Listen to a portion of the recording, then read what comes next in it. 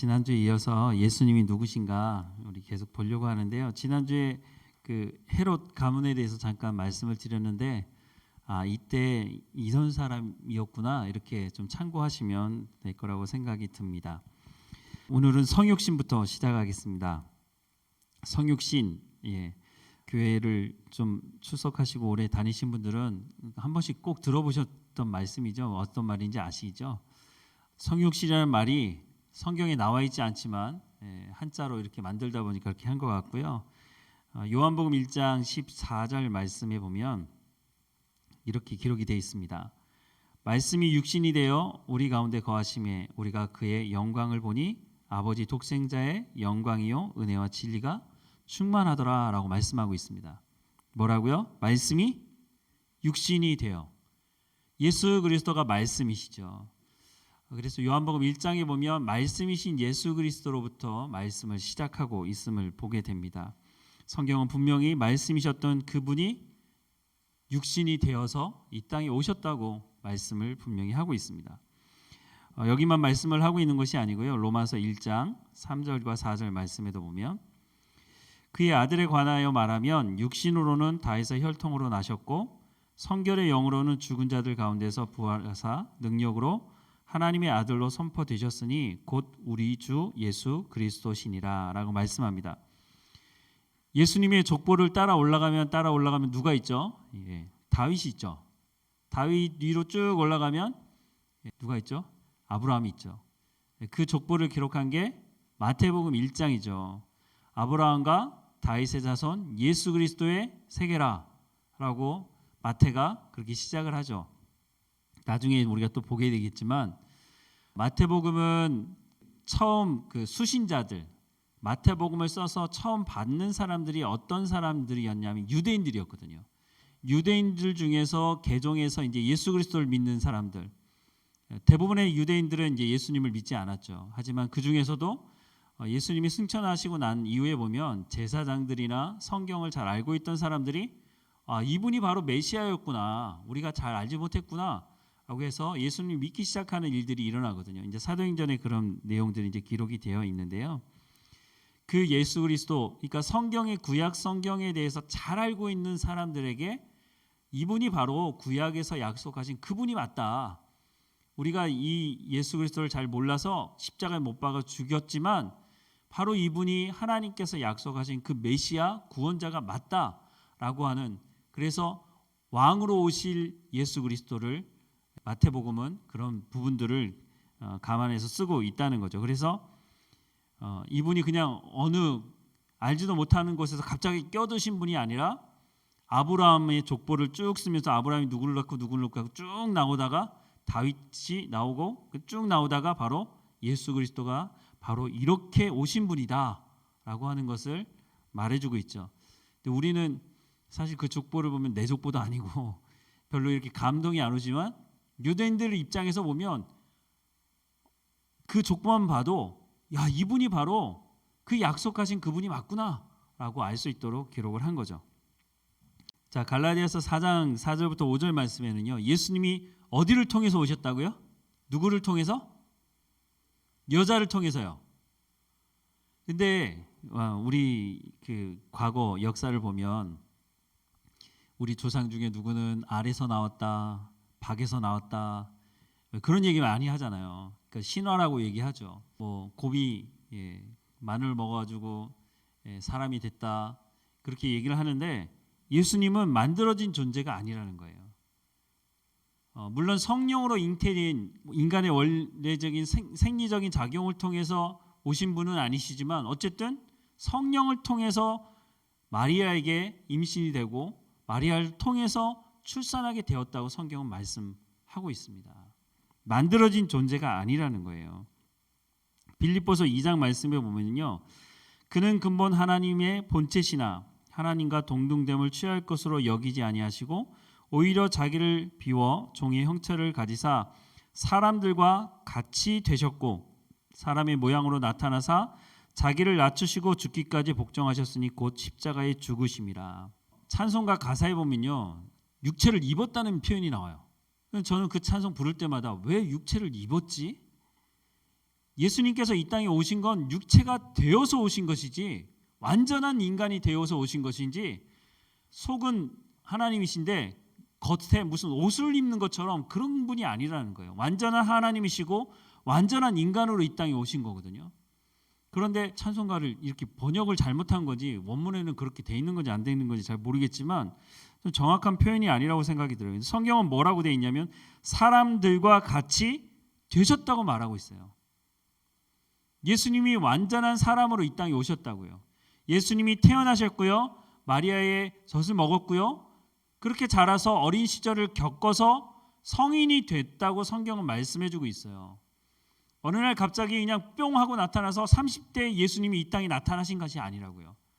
이 땅에 태어나는 과정, 이 땅에서 자라는 모든 과정을 다 겪으신 분이 바로 예수님이라고 말씀을 하고 있어요. 그러니까 예수님이 우리에 대해서 잘 아시고 우리의 연약함도 아시고 그래서 우리를 좀 이따 말씀이 나오니까 그때 다시 말씀을 드리고요. 어쨌든 육체를 입으신 게 아니라고요. 완전한 사람이 되셨다고 성경은 말씀을 하고 있습니다. 바로 이것이 성육신이에요. 하나님이신 그분이 저 먼 위 하늘에서 야 니들 잘하나 보자 이렇게 내려보시는 것이 아니라 하나님이신 그분이 바로 이 땅 가운데 오셔서 인간이 되셔서 죄가 없으신 이분이 십자가에 못 박혀 죽으심으로 인간 스스로 죄의 문제를 해결할 수 없는 그 길을 열어주신 것이에요. 인간은 죄가 있기 때문에 죄가 있는 인간은 인간의 죄를 해결할 수가 없기 때문에 죄가 없으신 하나님께서 직접 이 땅에 오셔서 우리의 문제를 해결해 주셨다는 거예요. 세상에 어떤 신도 이런 신이 없어요. 신은 저 위에서 그냥 내려다보고 명령이나 하고 그런 신이지 만약에 그 신이 인간이 되어서 인간의 손에 의해서 죽임을 당하는 신이다. 그런 신을 믿겠습니까? 우리가 보통 상상하는 신은 어떤 신이에요? 전지전능하고 뭐 성경에도 뭐 그렇게 표현을 하고 있지만 무소부재하고 어떻게 인간의 손에 의해서 죽어요? 말도 안 되는 얘기죠. 세상에 어떤 신 이야기에 대해도 그런 건 없어요. 그런데 인간의 죄의 문제를 인간 스스로 해결할 수 없기 때문에 하나님께서 직접 이 땅에 오셔서 십자가를 지시고 죄의 문제를 해결하신 기독교 말고는 다른 종교에서 이런 것을 얘기하는 것이 없죠. 그런데 우리는 그 예수 그리스도를 나의 구주로 영접하고 있어요. 어떻게 보면 세상적인 관점에서 보면 정말 이렇게 미련한 게 없는 거죠. 예수님은 성공한 삶을 사셨습니까? 아니면 실패한 삶을 사셨습니까? 세상적인 관점을 보면요, 예수님 완전히 실패한 삶을 산 거예요. 예수님이 성공한 게 뭐가 있어요? 예수님이 이뤄놓은 게 뭐가 있어요? 아무것도 없어요. 십자가에 못 박혀 죽었잖아요. 그 당시 십자가에 못 박혀 죽는 사람들이 있어요. 정치범도 그냥 정치범이 아니라 로마에게 반란을 일으킨 사람이나 이런 사람들. 그리고 보통 죄가 아니라 아주 흉악무도하게 해서 정말 이 사람 살려두면 안 된다고 그런 사람들만 십자가에 못 박아 죽였거든요. 예수님이 그런 십자가에 못 박혀 죽으셨단 말이죠. 그런 예수님을 우리가 구주로 영접한다? 세상적인 관점에서 보면요, 정말 미련한 짓이죠. 신은 전지전능하고 모든 일을 다 이루어야 되는데 인간의 손에 의해서 죽임을 당하는 신이다? 그런 신을 어떻게 믿어요? 그런데 그 예수님께서 이 땅에 인간의 모습으로 오셨고 인과 같은 삶을 사셨고 죄가 없으신 그분이 십자가에 못 박혀 죽으심으로 말미암아 우리 죄의 문제를 해결하셨다고 성경은 말씀하고 있어요. 그래서 우리가 그 예수님을 우리의 마음에 영접하게 되는 거죠. 예수님은 만들어진 존재도 아니고 바로 하나님이셨던 그분이 이 땅에 내려오신 성육신 사건을 이루셨다고 말씀을 해주고 있습니다. 다섯 번째로는요, 우리의 몸과 같은 몸을 가진 예수님에 대해서 성경은 말씀하고 있습니다. 조금 전에도 말씀을 드렸지만 마태복음 4장 2절 말씀에 보니까 40일을 밤낮으로 금식하신 후에 줄이신지라. 금식을 제가 권장 드리는 건 아니고요. 저도 2박 3일 금식을 해봤는데요.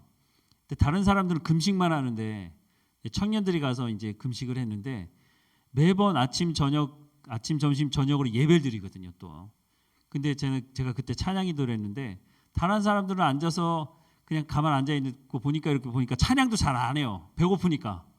에너지를 자꾸 쓰면 더 배고프잖아요. 근데 찬양 인도하는 사람은 입을 안 열 수가 없잖아요. 기타만 칠 수도 없고. 찬양하니까 저는 진짜 더 힘들더라고요. 2박 3일 정말 죽는 줄 알았습니다. 근데 40일을 금식하는 건 이거는 정말 쉽지 않을 것 같아요. 제가 아는 분 중에도요 40일 금식하신 분이 있어요. 정말 피골이 상접했다는 얘기가 딱 그 말 같아요. 완전히 물만 마시고 40일을 금식하는데 이건 좀 쉽지 않은 일인 것 같습니다. 근데 예수님이 40일을 금식하셨어요. 얼마나 배가 고프셨을까. 성경에 뭐라고 되냐면 줄이셨다고 말하고 있어요. 배가 고프셨다고요. 그러니까 사탄이 와서 첫 번째 시험하는 게 뭐예요? 먹는 거예요. 먹는 거. 야, 너 돌을 떡으로 만들어 보라는 거죠. 예수님이 그럴 능력이 있으시죠. 근데 그 시험에 예수님 빠지지 않으시지만 어쨌든 예수님도 배고파 하셨다고요. 인간이 가지는 생리적인 문제도 예수님이 있으셨다는 거예요. 요한복음 4장 6절에 보니까 거기 또 야곱의 우물이 있더라. 예수께서 길 가시다가 피곤하여 우물 곁에 그대로 앉으시니 때가 6시쯤 되었더라라고 말씀을 하고 있습니다. 한낮이죠. 예수님 그때 당시에 걸어 다니셨거든요. 걷는 게 몸에 좋다고 그래서 요즘 뭐 걷기 운동 너무 많이 하시는데 그냥 일상적이었어요. 거기서는 걸어 다니는 것이. 갈릴리가 북쪽에 있고요. 예루살렘은 남쪽에 있고 그 사이에 사마리아가 있는데요. 예수님 그 길을 가시는데 피곤하셨다고요. 예수님이 하나님이시니까 예수님은 피곤하지도 않겠지. 성경은 분명히 피곤하다고 말하고 있는데 우리는 우리 생각에 예수님은 그럴 뿐이 아니야. 예수님은 절대 피곤하시면 안 돼. 물론 하나님은 졸지도 않으시고 주무시지도 않으시고 우리를 지키신다고 시편의 말씀을 하고 있지만 예수님은 육체가 되셨기 때문에 피곤하셨다고요. 또 마가복음 4장 38절에 보니까요. 예수께서 고물에서 베개를 베고 배에 계신 거죠. 주무시더니 예수님도 주무십니다. 착각하시면 안 돼요. 예수님 올라이트하고 밤새 철야하시고 매일마다 그렇게 하시는 분이 아니에요. 예수님도 피곤하시면 주무신다고요. 얼마나 피곤하셨는지 배를 타고 가는 그 시간에 예수님 주무셨다고 말씀을 하고 있어요. 제자들이 깨우며 이르되 선생님이여 우리가 죽게 된 줄 돌아보지 아니하시나이까. 지금 어떤 상황이죠? 막 풍랑이 일고요. 갈릴리 바다. 근데 갈릴리 바다가 저도 안 가봐가지고 모르겠는데 얼마나 이 호수가 큰지 바다 같다는 거예요. 이 끝에서 저 끝이 보이지 않을 정도로 엄청나게 큰 호수인데 거기에 이 바람이 불면 파도가 치는 것처럼 그렇게 하는 일도 있었다는 거예요. 근데 예수님이 얼마나 피곤하셨으면 배가 막 요동치고 제자들이 예수님을 깨워서 우리 죽게 됐다고 그렇게 얘기할 정도로 막 풍랑이 있는 상황이었거든요. 근데 얼마나 피곤하셨으면 예수님 그때 그냥 주무시고 계셨을까? 성경은 예수님이 주무셨다고 말씀을 하고 있습니다. 요한복음 11장 35절 말씀에 보니까요. 예수께서는 눈물을 흘리시더라. 어떤 상황이죠? 나사로가 죽었어요. 나사로가 죽었다는 소식을 들었는데 예수님께서 계획이 있으셨던 것 같아요. 그래서 바로 나사로가 아프다는 얘기를 듣고 바로 가지 않으시고요. 나사로가 죽은 다음에 가셨어요. 성경에 보니까 나사로와 예수님과 참 친한 친분이 있었던 관계였던 것 같아요. 우리도 마찬가지잖아요. 나와 정말 가깝고 나와 정말 친한 가족을 떠나서 정말 친한 친구가 있는데 그 친구가 마지막 가는 길을 내가 보지 못하고 그 친구를 장례식에서 보게 된다면 사실 슬프죠. 눈물이 나죠. 그 친구와의 어떤 기억이나 이런 것들 친했던 여러 가지 추억들이 생각나면 눈물이 날 수 있죠. 근데 예수님이 그 장소에 가셔서 눈물을 흘리셨다고 말씀하고 있어요. 여러분 착각하시면 안 돼요. 예수님은 피도 눈물도 없다. 아니요. 예수님은 피도 다 쏟으셨고요. 예수님은 물도 쏟으셨고 우리의 육체와 똑같은 이 모습을 가지고 이 땅에서 사셨다고 성경은 분명히 말씀해 주고 있습니다. 그래서 히브리서 4장 15절 말씀해 보면요. 우리와 공감하시는 예수님에 대해 소개하고 있어요. 우리에게 있는 대제사장은 우리의 연약함을 동정하지 못하실 리가 아니요 모든 일에 우리와 똑같이 시험을 받으신 이로되 죄는 없으시니라라고 말씀합니다. 여기 보면 동정이라는 말이 나오는데요. 개역 성경에는 이걸 체휼이라고 되어 있어요. 좀 어려운 말인데요. 체휼이라는 말을 제가 찾아보니까 이렇게 쓰여 있어요. 동정하다, 공감하다 이런 말인데요. 윗사람이 아랫사람의 어려운 사정을 알아서 돌보아주며 구해주는 것, 불쌍히 여기고 동정하는 것을 말하고요. 히브리서 기자는 예수님이 우리들의 연약함을 아시고 체휼하시는 진정한 대제사장이므로 그분께 은혜를 구하고 도움을 받기 위해 담대히 나갈 것을 권면하고 있습니다. 예수님이 우리와 같은 삶을 사셨기 때문에요. 내 감정, 나의 아픈 부분, 심지어는 시험 당하는 것. 예수님이 대표적으로 시험을 당하셨잖아요. 사탄이 예수님을 시험하는 세 가지, 나중에 우리가 마태복음이나 이럴 때 보면 또 보게 되겠지만 우리가 당하는 시험의 기본적인 것들에 대해서 예수님께서 시험을 다 당하셨어요. 예수님이 모르시는 게 아니에요. 예수님 나 이렇게 힘든 거 아실까? 왜 모르시겠어요? 예수님이 십자가 고통도 당하셨는데 마지막 순간에 예수님께서 겟세마네 동산에 가셔서 기도하실 때 뭐라고 기도하시나요? 예수님은 그렇게 기도하시면 안 되는 거 아니에요? 이렇게 얘기하는 분이 있을지도 모르겠어요. 예수님이 뭐라고 기도하죠? 이 잔이 내게서 지나갔으면 좋겠습니다. 얼마나 고통스러웠으면 그때 표현을 보면 누가복음인가 보면은요 예수님이 땀을 흘리시는데 그 땀이 피처럼 땅에 떨어졌다고 말하고 있어요. 정말 얼마나 온 힘을 다해서 기도하셨는지 우리가 그 표현을 통해서 알 수 있죠. 그 예수님께서 하나님께 기도하면서 아버지 이 잔이 내게서 지나가게 해주십시오. 그 정도로 심한 고통 가운데 예수님 계셨다고 말씀하고 있어요. 내가 아무리 심한 고통을 당해도 글쎄요 사람마다 다른 거니까요.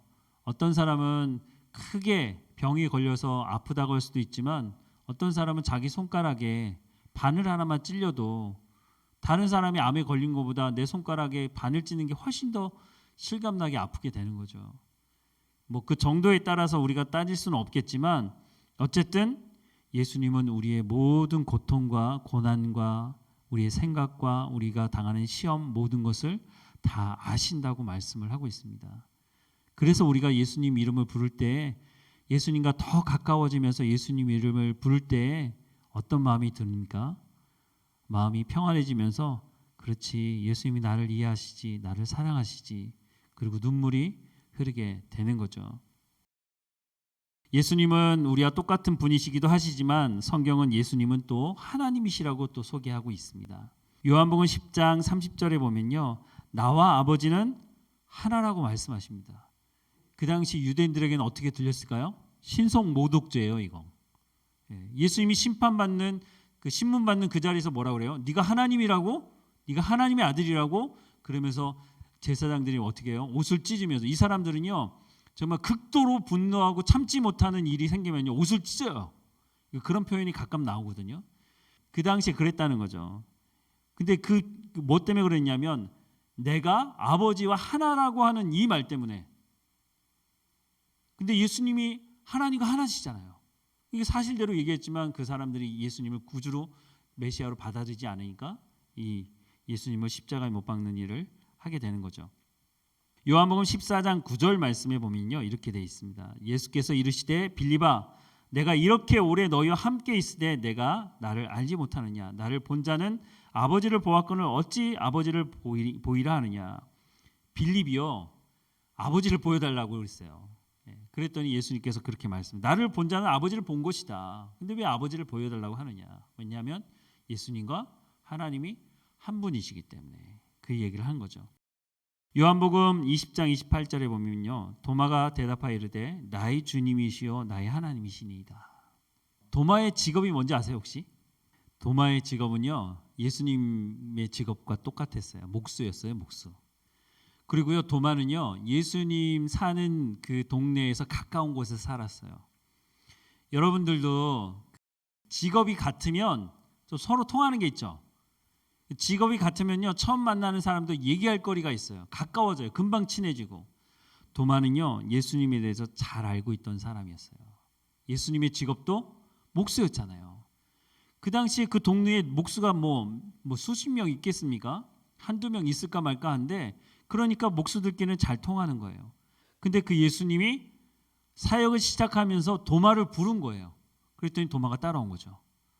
그 도마는 사실은 그 예수님이 살던 그 나사렛도 완전 시골, 뭐 하늘 아래 첫 동네 뭐 이렇게 해가지고 시골, 완전 시골이었거든요. 그 시골에 살던 예수님과 도마가 잘 알고 있었고 도마를 불렀어요. 그런 도마가 예루살렘에 무슨 친척이 있었겠습니까? 아는 사람이 있겠습니까? 예수님을 쫓아왔어요. 그러니까 어렸을 때부터 도마는 예수님에 대해서 너무 잘 알아요. 같은 직업에다가. 그러니까 예수님에 대해서 너무 잘 알고 있는 이 도마가 어느 날 예수님이 십자가에 못 박혀 죽으시는 걸 보면서, 그리고 도마는 3년 동안 예수님과 함께 따라다녔잖아요.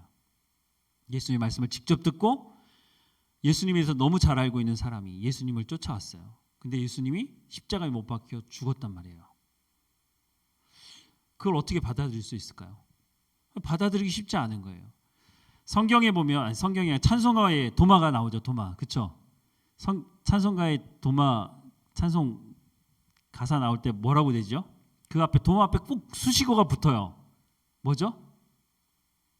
의심 많은 도마. 의심 많은 도마. 말이 맞아요? 의심 많은 도마. 도마가 의심했죠. 몇 번 했어요? 한 번 했어요. 한 번. 근데 왜 우리는 의심 많은 도마라고 말하죠? 저는 그 찬송가 볼 때마다 부르긴 부르는데 이거 찔려요. 막 이거 아닌데, 도마가 의심 한 번 했는데 뭐 자꾸 의심 많다고, 의심 많이 했다고. 아니요, 도마 의심 많이 하지 않았어요. 예수님에 대해서 너무너무 잘 알고 있는 이 도마가 이해가 되지 않는 거예요. 아니, 이분은 십자가에 못 박혀 죽을 만한 죄를 지은 분이 아닌데 갑자기 사람들이 그냥 왁 해가지고 몰아가지고 십자가에, 그것도 뭐 그냥 순식간에 그냥 해치워버린 거 아니에요. 도마가 그래서 받아들일 수가 없는 거예요. 그런 도마가 예수님 부활하셔서 제자들을 찾아왔는데 그 자리에 없었던 거예요. 그리고 예수님 다시 오셨어요. 이 도마가 뭐라 그러죠? 내가 그 손과 그 못자국 이런 거 만져보지 않고는, 옆구리에 창자국을 만져보지 않고는 믿지 못하겠다는 거예요. 믿을 수가 없죠, 사실. 도마만 그렇습니까? 제가 보기에는요, 도마는 정말 의심 안 하는 분이에요. 우리가 의심을 많이 하죠. 우리는 의심을 너무 많이 해요. 분명히 성경에 기록되어 있는데 설마 그럴 일 있겠어? 기도해놓고도 분명히 하나님 이걸 해줄 줄 믿습니다 라고 해놓고요, 돌아가서는 설마 그런 일이 있겠어? 사실 도마 이름 빼고요, 우리 이름을 거기다 넣어야 돼요. 의심 많은 누구, 이렇게. 근데 어쨌든 그 도마가 예수님을 다시 만나요. 근데 예수님을 보고 도마가 뭐라고 말하죠? 예수님이 뭐라고, 만져보라고 그러잖아요. 자기 입으로 만지지 않으면 내가 믿을 수 없다고 얘기하니까 예수님 만져보라고 하시잖아요. 근데 도마가 만졌어요? 아니요. 그때 도마가 하는 말입니다. 나의 주님이시요 나의 하나님이십니다. 제자들 중에 어떤 사람도 예수님을 하나님이라고 말한 사람이 없었어요. 베드로 뭐라고 했어요? 주는 그리스도시요 살아계신 하나님의 아들이십니다라고 했지 하나님이라고 말하지 않았어요. 하나님의 아들이 그게 그거 아니냐라고 얘기할지 모르지만 정확하게 예수님이 하나님이십니다라고 표현한 것은 도마뿐이에요. 그러니까 신앙 고백으로 하자면요, 물론 베드로의 신앙 고백도 중요합니다. 하지만 그 신앙 고백보다 어떻게 보면 도마의 신앙 고백이 훨씬 더 어떻게 뭐 등급을 얘기할 수는 없지만 더 중요하다고 생각이 듭니다. 예수님은 하나님이시라고 말씀을 하고 있습니다. 자, 다음으로 보면은요, 제가 요한복음을 간단하게 요약해 드리겠습니다. 요한복음 전체를. 요한복음에 말씀하는 게 많지만 요한복음의 14장 11절에 보면 내 아버지 안에 거하고 아버지께서 내 안에 거하심을 믿으라. 그렇지 못하거든 행하는 그 일로 말미암아 나를 믿으라고 말씀하세요. 사람들이 하도 예수님을 안 믿으니까 예수님이 말씀하신 그 말씀을 믿지 않는 거예요. 예수님 뭐라고 말씀하시냐면 좋다. 내가 말하는 말을 믿지 않으려면 내가 행하는 일을 봐라. 그렇게 말씀을 하십니다. 그래서 요한복음에 보면은요. 7가지 표적이 나와요. 7가지. 그 표적을 중심으로 요한복음이 기록이 돼 있어요. 처음부터 태어나면서 끝에 이렇게 기록되지 않고요. 이 표적 7개를 중심으로 기록을 하고 있는데요. 첫 번째는 뭐냐면 가나 혼인잔치에서 물을 포도주로 바꾼 사건이에요. 이게 무슨 사건이죠? 질을 초월하신 예수님. 그러니까 사물의 속성을 바꾸시는 질을 초월하신 예수님의 그 표적을 보여주신 거예요. 예수님이 어떤 분이시냐? 예수님은 질적인 문제를 초월하신 분이시다. 질을 바꾸시는 분이에요. 그래서 가나 혼인잔치 요한복음 2장에 보면 물을 포도주로 바꾸는 사건이 나오죠. 두 번째는요. 요한복음 6장에 기록된 말씀이에요. 요한복음 6장에 보면 오병이어 사건이 나와요. 이건 양을 초월하신 예수님이에요. 오병이어. 장정만 5,000명이에요. 그러니까 20세 이상의 그 당시에 그 사람 인구 숫자를 셀 때는요. 20세 이상의 남자들만 숫자를 셌거든요. 그 사람만 5,000명인 거예요. 그러면 예수님을 따랐던 사람들 보면요. 대체적으로 여자들이 훨씬 많아요. 아마 남자들 숫자에 비해서 1.5에서 이 2배는 더 많지 않았을까 하는 생각을 합니다. 그러면 이 숫자가 어마어마하게 많습니다. 여러분 요즘 한 끼 해결하는데 얼마입니까? 5,000원짜리 백반도 사실 쉽게 없죠. 8,000원 보통 그냥 좀 먹으면 10,000원이에요. 그러면 계산을 해보세요. 이게 얼마 정도 들어갈 건지.